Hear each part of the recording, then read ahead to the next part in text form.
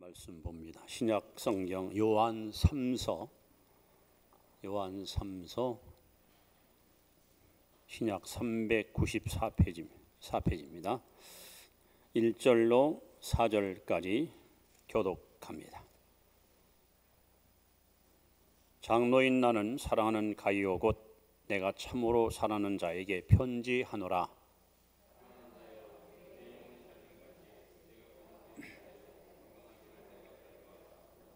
형제들이 와서 내게 있는 진리를 증언하되 내가 진리 안에서 행한다 하니 내가 심히 기뻐하노라.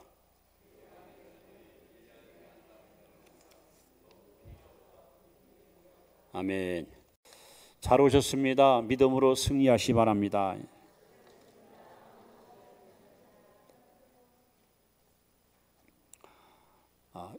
외국인들이 한국을 가리켜서 드라마 천국이라 그렇게 표현합니다.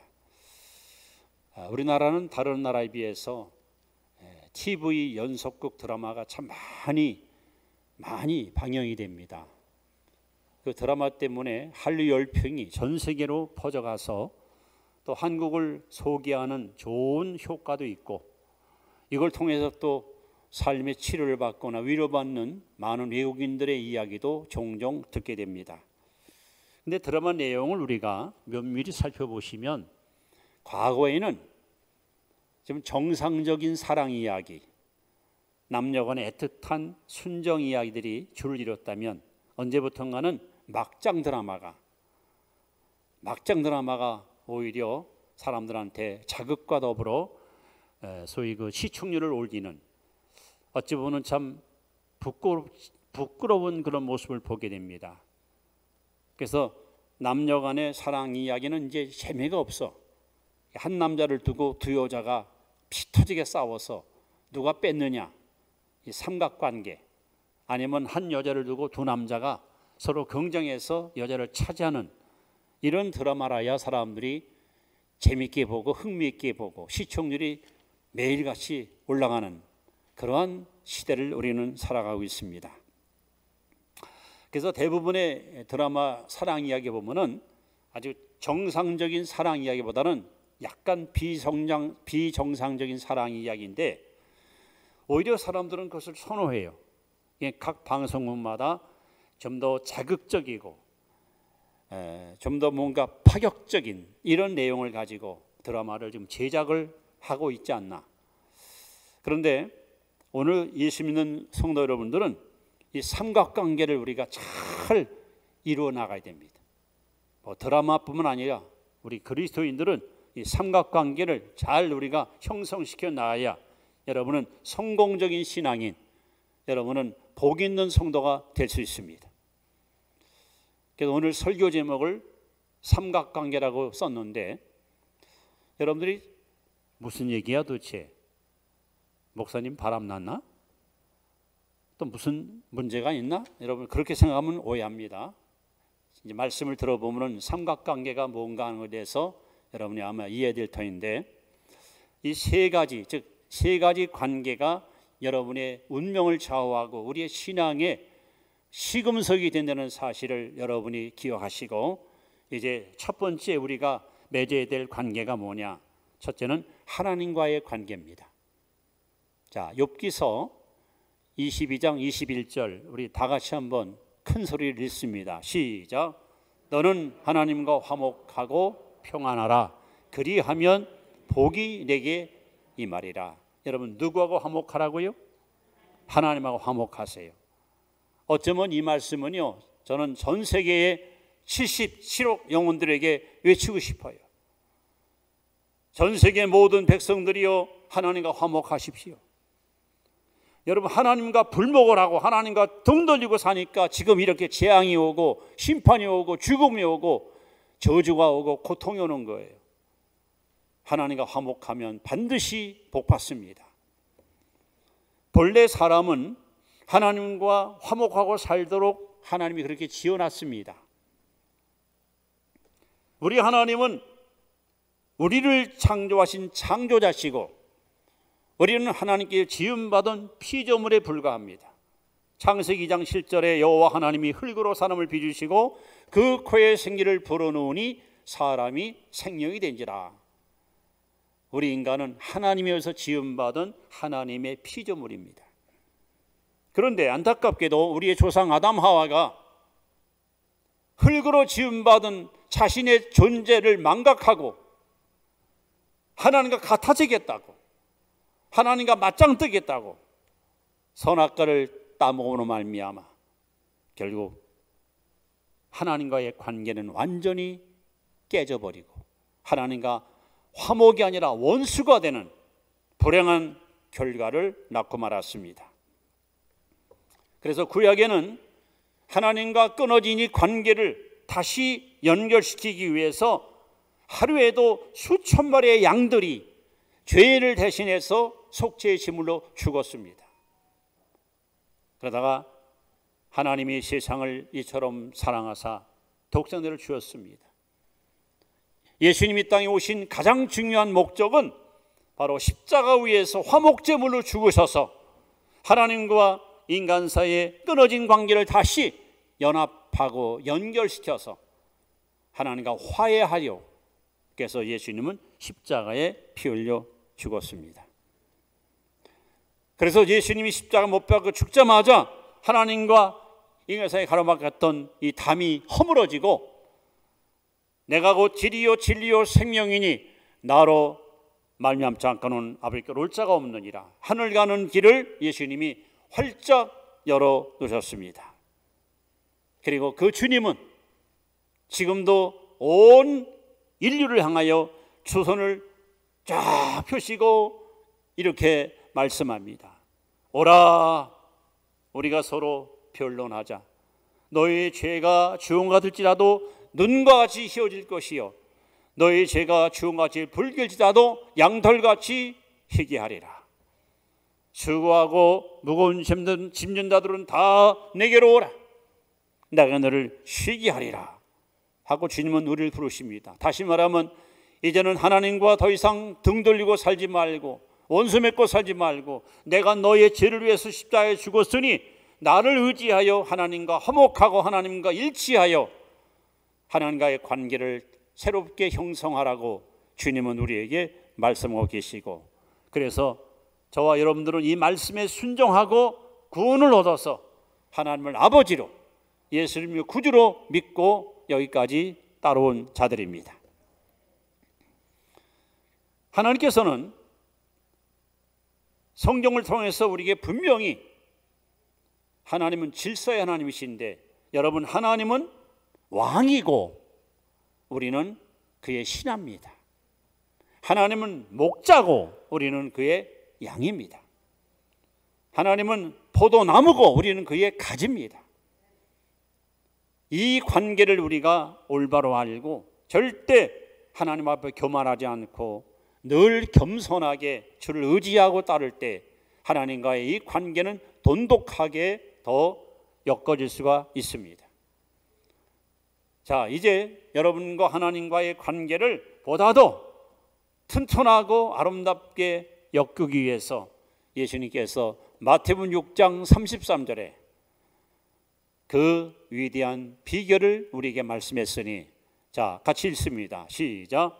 그런즉 너희는 먼저 그의 나라와 그의 의를 구하라. 그리하면 이 모든 것을 너희에게 더하시리라. 여기서 중요한 단어는 먼저 그의 나라와 그의 의를 구하라는 거예요. 그러니까 삶의 우선순위를 바로 정하라는 거예요. 여러분, 하나님과 화목하게 원하십니까? 하나님과 가까워지게 원하십니까? 하나님과 하나 되게 원하십니까? 그렇다면 여러분 살아갈 때 있어서 삶의 우선순위를 우리가 바로 정해야 돼요. 다시 하나님을 제쳐놓고 내가 왕 노릇하고 하나님을 무시하고 내가 주인 노릇하면은 하나님의 관계는 또다시 여러분 깨질 수 있습니다. 이제 하나님은 나의 목자시니 우리는 그를 따르는 양으로서 살아야 되고, 예수님은 선한 목자일 뿐이 아니라 포도나무이니 나는 그에 붙어 살면 되고, 또 예수님은 우리 영적 신랑이니 우리는 그 신랑만 믿고 순종하면 되고, 또 예수님은 우리의 왕이시니 우리는 그의 신하로서 그분을 경외하고 살면 됩니다. 그러므로 여러분, 이 삼각관계에서 제일 먼저 중요한 것이 뭐냐? 하나님과 나의 관계예요. 다시 한번 강조합니다. 너는 하나님과 화목하고 평화하라. 그러면 복이 내게 임하리라. 여러분, 하나님과 항상 화목하고 살아가시기를 축원합니다. 자, 두 번째는 어떤 관계인가?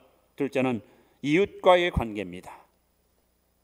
이웃과의 관계가 돈독해야 됩니다. 자, 로마서 12장 18절 말씀입니다. 같이 읽습니다. 시작. 할 수 있거든 너희로서는 모든 사람과 더불어 화목하라. 모든 사람, 부부 사이는 말할 것 없고, 교인들, 직장 동료들, 심지어 이웃집 아저씨, 이웃집 아줌마, 믿는 자, 안 믿는 자, 여러분, 이 땅에 사는 동안 우리는 절대 원수 맺고 담 쌓고 서로 핥히고 물어뜯고 살면 안 돼요. 성경은 분명히 우리에게 말씀합니다. 모든 자와 더불어 화목하라. 이런 관계를 우리가 잘 엮어가는 것이 성숙한 신앙이고, 이런 사람들이 이 땅에 사는 동안 진정한 행복을 누릴 수가 있는 것입니다. 여러분, 본래 하나님은 아담과 하와를 창조할 때에 정말 격도 없고 담도 없고 얼마나 사랑하고 아끼는 멋진 부부로 주님이 만들어 놨잖아요. 우리가 창세기 2장 23절에 보시면 아담이 하와를 딱 보는 순간에 탄성이 터져 나옵니다. 오, 이는 내 뼈 중에 뼈, 내 살 중에 살이로다. 얼마나 멋진 시적 표현입니까? 그야말로 심장이 뛰고 가슴이 막 울렁거리는 그런 아름다운 여인, 아름다운 남편, 그렇게 사랑하고 그렇게 하나 했던 이들 사이에 죄가 들어오자마자 어떤 불행한 일이 일어나나요? 하나님이 아담을 찾아와서 왜 선악과를 먹었냐 하고 물었더니 하나님이 주셔서 이 여자가 먹어서 먹었습니다. 책임을 전가하는 거예요. 이건 사랑하는 것이 아니잖아요. 죄를 범하기 전만 해더라도 얼마나 사랑하고 아끼던 부부 사이가 죄가 들어오자마자 완전히 남이 돼버렸어요. 그리고 제 잘못이 큽니다. 제가 가장으로서 제가 처음 지음받은 피조물로서 하나님 말씀을 불순종했습니다. 이렇게 하면 될 걸 왜 아내에게다가 모든 책임을 전가시키고 저 여자 때문에 내가 이렇게 됐다고. 이때부터 그 피를 이어받는 우리 인류들은 이웃관계 서로 사랑하고 존중하고 사는 것이 아니고 서로 핥히고 물어뜯고 시기하고 매일 지지고 볶고 살다가 그렇게 불행의 연속적인 인생을 살아가는 이런 일들이 얼마나 다반사로 많이 있습니까? 여러분, 성경에 특히 산상수인 마태복음 5장, 6장, 7장을 읽어보시면 예수님께서 하나님의 아들이 누구냐 두 가지를 말씀해서 유일하게 성경에 이 사람이 하나님의 아들이야 라고 말씀한 사람이 있습니다. 누구니 아십니까? 첫째는 마태복음 5장 9절입니다. 화평케 하는 자는 복이 있나니 저희가 하나님의 아들이라 일컬음을 받을 것이요. 누가 하나님의 아들입니까? 화평케 하는 자, 즉 화목둥이. 어딜 가든지 이웃과 올바른 관계를 맺고 사는 사람, 담쌓지 않고 다리를 놓는 사람, 서로 시기하고 다투고 싸우지 않고 용서하고 포용하는 사람, 이들이 바로 하나님의 아들이라. 또 하나는 마태복음 5장 44절에 너희 원수를 사랑하며 너를 핍박하는 일에서 기도하라. 이렇게 한즉 하늘이신 너희 아버지의 아들이 되리니. 즉 원수를 사랑하는 사람, 나를 핍박하는 사람을 위해서 기도해 주는 사람, 이들을 하나님의 아들이라고 예수님이 말씀했습니다. 우리가 잘 아는 최고의 계명인 소위 하나님 사랑, 이웃 사랑, 이 계명보다 위대한 계명은 없지요. 여러분, 민수기 12장을 읽어보시면 지도자 모세가, 정확한 내용은 제가 알 수 없어요. 부인이 죽었는지 뭐 특별한 사진인지 모르지만 어떻든 에티오피아 여자 구스 여인을 후처로다 취했어요. 사실 이러면 안 되죠. 왜냐하면 아니 이스라엘 여인 가운데 경건한 여인, 하나님을 잘 섬기는 정말 믿음 좋은 사람이 있을 거 아니에요. 그런데 왜 그들을 제쳐놓고 이방 여자를 소위 후처로다 맞아들인 거야. 그러니까는 그 누나 미리암과 형 아론이가 노골적으로 막 비판하는 거예요. 야, 너 지도자가 돼가지고 어찌 그럴 수 있니? 이스라엘 나라에는 여자가 없어? 왜 하필이면 까마잡잡한 저 아프리카 여자를 갖다가 첩으로 맞아들인 거야? 여기까지는 좋았어요. 한술 더 떠가지고 모세를 향해서 이렇게, 야, 너만 하나님의 종이고 하나님의 선지자냐? 우리도 하나님의 종이야. 이러면서 모세의 그 지도력에 소위 도전장을 던진 거야. 그때 하나님이 장막에 임재하시면서 모세와 아론과 미리암은 내게로 다가와라. 그러면서 하시는 말씀이, 이 지면에 모세같이 온유한 자가 없는데 내가 다른 사람에게는 말씀을 가지고 선포했지만 모세는 얼굴을 맞대고 대면했던 사람인데 어찌 너희들이 내가 아끼고 사랑하는 내 종 충성스러운 모세를 함부로 비방하느냐. 갑자기 눈이 미리암 얼굴에 문둥병, 나병이 확 꽃이 피면서 깜짝 놀라는 거예요. 저를 빨리 집 밖으로 내쫓으라. 졸지에 동생을 비방하다가 누나 미리암이 문둥병이 걸려가지고 집 밖으로 쫓겨나갔어요. 용서해 주세요. 잘못했습니다. 일주일 동안 집 밖에 쫓아내서 거기서 상응하는 벌을 좀 받아라. 그런 다음에 모세가 하나님 앞에 기도하는 거예요. 하나님,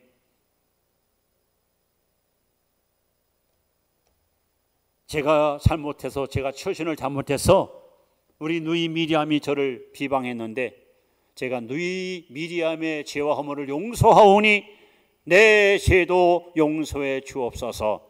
이게 주기도문 아닙니까? 우리가 우리에게 잘못한 사람을 용서해 준 것 같이 우리 죄를 사하여 주옵시고, 이 기도를 했더니 하나님이 미리암의 나병을 깨끗이 치료해 주었습니다.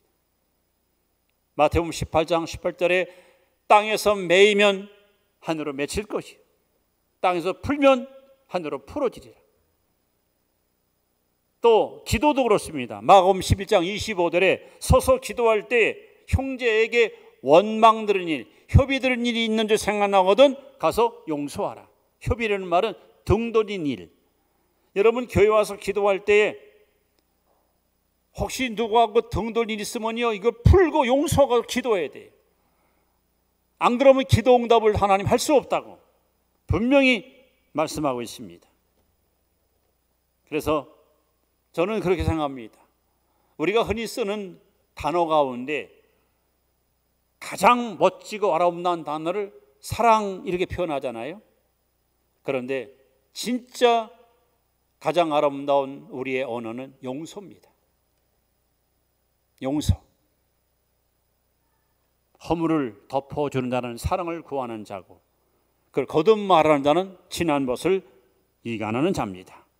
자, 예수님은 이웃과의 관계를 보다도 돈독하기 위해서 어떠한 말씀을 우리에게 주셨을까요? 자, 마태복음 5장 23절부터 같이 읽습니다. 시작. 그러므로 예물을 제단에 드리다가 거기서 내 형제에게 원망 들을 만한 일이 있는 것 생각나거든. 그 다음에 예물을 제단 앞에 두고 먼저 가서 형제와 화목하고 그 후에 와서 예물을 드리라.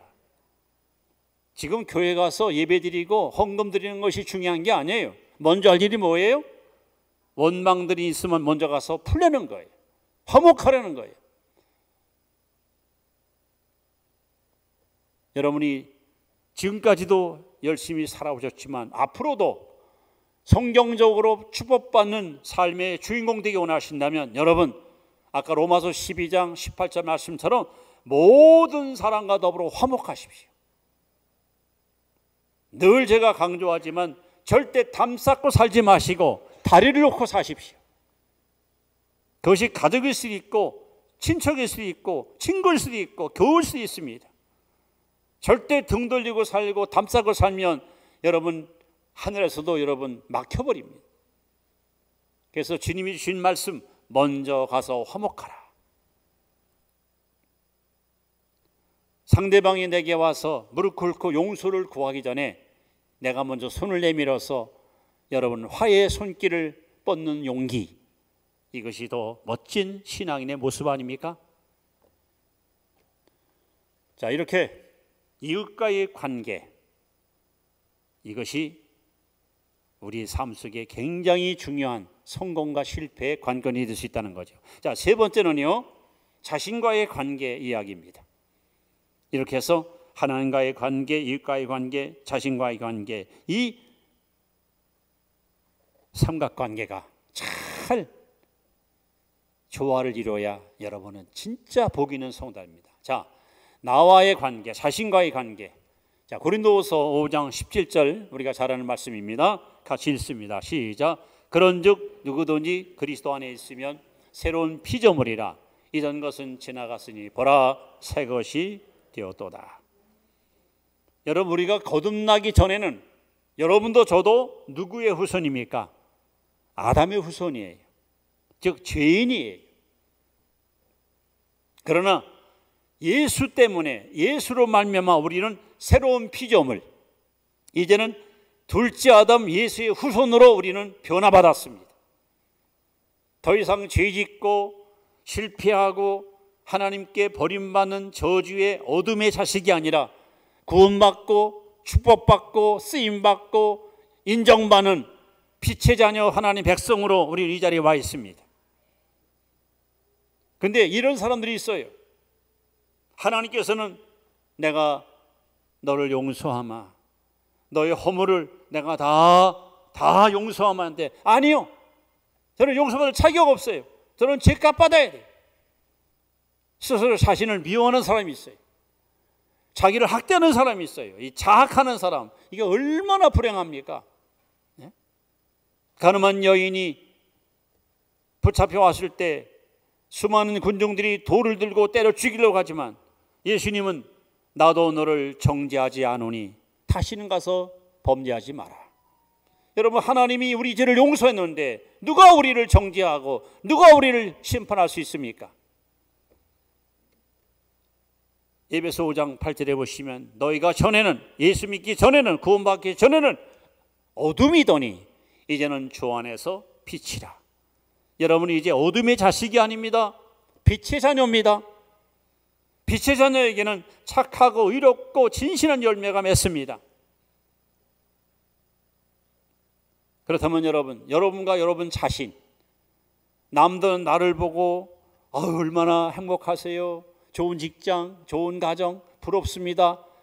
나는 스스로 아니야, 당신 몰라서 그래, 내가 얼마나 불행한지 알아? 나는 세상에서 제일 불행한 사람이야. 이 사람은 절대 행복할 수 없어요.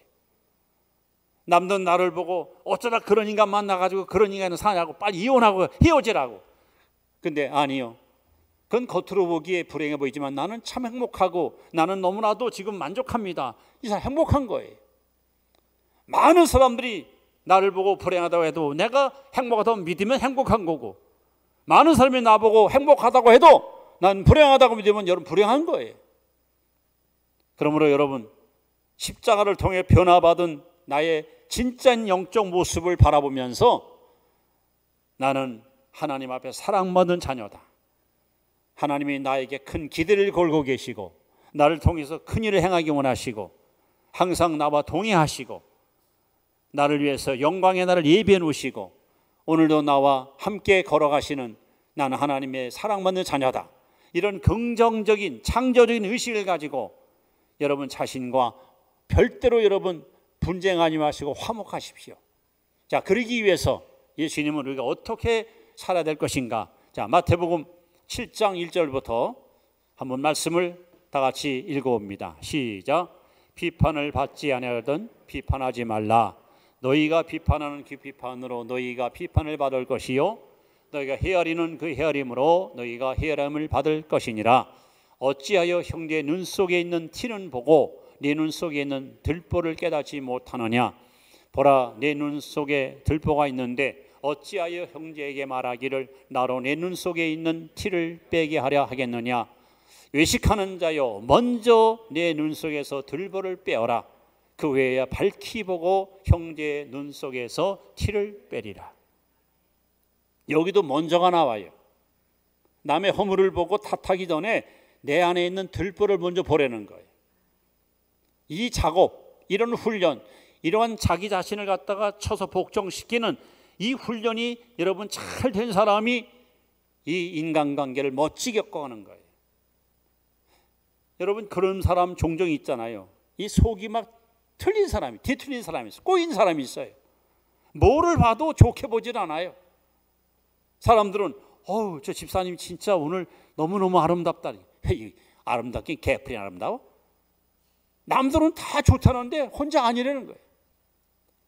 남들은 막 어머 오늘 떡이 진짜 맛있네. 이거 누가 해왔어? 그러면 아무개 혼사님 했대. 아유 그럴 줄 알았어요. 맛있기는 뭐 개풀이는 맛있어. 달게 말하고만. 이 뭔가 꼬인 사람이 있어요. 이런 사람이 있어요. 비판적인 사람이에요. 절대 칭찬할 줄 몰라요. 약점만 들춰내요. 허물만 자꾸 여러분 끄집어내요. 이런 사람들은 마음에 화평이 없어요. 행복을 노래할 수 없어요. 그래서 오늘 예수님께서 먼저 내 눈엔 들보를 빼라는 거예요. 남의 티를 하나하나 끄집어내 가지고 저건 저래서 틀렸고 저건 저래서 못됐고 남 비판하지 말고 내 눈엔 들보를 먼저 빼라는 거예요. 오늘 가장 중요한 단어가 바로 먼저입니다. 먼저 하나님 나라와 그 일을 구하라. 하나님과의 관계에서 먼저 형제와 화목하라. 인간관계 속에서 먼저 내 눈에는 들보를 빼라. 자신과의 관계 속에서. 사랑하는 성도 여러분, 이 삼각관계, 하나님과의 관계, 이웃과의 관계, 자신과의 관계, 이것이 잘 엮어져야 여러분은 진짜 멋쟁이의 시댕이, 승리의 주인공이 될 수 있습니다. 감사하게도 예수님은 갈라디아 3장 13절에 우리를 위하여 저주를 받았습니다. 내가 받을 저주를 주님이 대신 담당하시고 십자가에 죽었습니다. 이제 더 이상 여러분의 삶 속에 저주, 질병, 가난, 실패, 고통 없습니다. 주님이 대신 지고 갔으니까 우리는 주 안에서 당당하게 성공을 노래하고 행복을 누리고 희망찬 미래를 향해서 우리는 앞으로 나아가는 것입니다. 그래서 오늘 요한 3서 2절 우리가 잘 아는 말씀이죠. 살아는 자여 내 영혼이 잘됨과 같이 내가 범사에 잘되고 강건하여 강구하노라. 그렇습니다. 하나님과의 관계가 잘 여러분 형성되면 영혼이 잘되는 복을 받습니다. 인간관계가 잘 확립되면 범사가 잘 됩니다. 잘 풀립니다. 자신과의 관계가 확립되면 영육 간의 강건한 복을 주십니다. 여러분 막장 드라마의 주인공이 아니라 삼각관계의 주인공이 되셔서 지금보다도 여러분의 생애가 훨씬 더 희망이 넘치고 소망이 넘치고 기쁨이 넘치고 행복이 10배나 더 커져가는 삼각관계의 주인공이 바로 여러분이 되실 주 이름으로 축원합니다. 기도